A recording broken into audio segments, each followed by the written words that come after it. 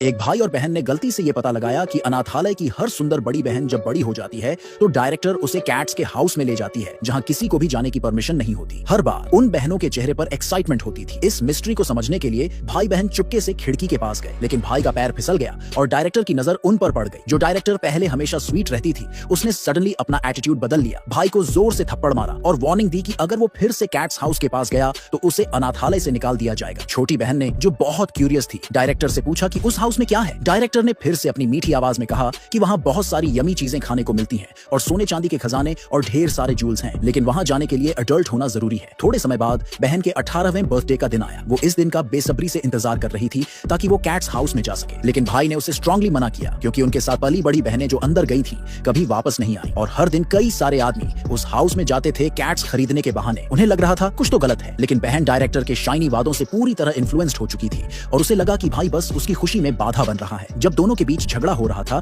Director अचानक वहां आ गए। तभी उन्होंने अपनी एक दोस्त को देखा जो एक बहुत खूबसूरत पार्टी ड्रेस पहनकर आई थी। उस पल उन्हें समझ में आ गया कि आज उसका भी कैट्स हाउस में जाने का दिन है। सच को साबित करने के लिए भाई फिर से चुपके से खिड़की के पास गया। उसने देखा कि अंदर बहुत ही लग्जूरियस डेकोर था। टेबल्स पर बहुत सारे टेस्टी खाने रखे थे। उस बहन को वेलकम करने के लिए गेस्ट ने उसे एक बहुत कीमती जूल भी गिफ्ट किया। ये देखकर बाहर खड़ी बहन को बहुत जेलसी हुई, लेकिन अंदर वाली बहन ने बस पोलाइटली टोस्ट किया और फिर अचानक बेहोश हो गई। फिर उस लड़की की मदद की गई ताकि वो कैट्स हाउस के अंदर जा सके। भाई ने तुरंत अपनी बहन से कहा कि उस गेस्ट के साथ कुछ गड़बड़ है, लेकिन बहन ने कहा कि उसकी दीदी बस थोड़ी नशे में थी और उस आदमी ने सिर्फ एक अच्छा काम किया है। उसने अपने भाई पर जेलसी का इल्जाम लगाया और उससे मुंह फेर लिया। असलियत पता करने के लिए भाई ने जबरदस्ती अंदर घुसने की कोशिश की, लेकिन डायरेक्टर ने उसे धमकी दी कि अगर वो ऐसा करेगा तो उसे जान से मार देगी। तभी भाई को एक चीख सुनाई दी। वो दरवाजा तोड़ना चाहता था, लेकिन 1 मिनट बाद उसे अपनी बहन का मैसेज मिला कि वो ठीक है। भाई बहुत परेशान था क्योंकि अगले दिन उसकी खुद की बहन को कैट्स हाउस में जाना था। अपनी बहन को भी गायब होने से बचाने के लिए उसने डायरेक्टर से सच जानना चाहा। डायरेक्टर ने कहा कि सारी लड़कियां अनाथालय छोड़कर नई जिंदगी शुरू करने चली गई हैं, लेकिन भाई को यह बात हजम नहीं हुई, खासकर उस चीख को सुनने के बाद। डायरेक्टर ने उसे शांत करते हुए कहा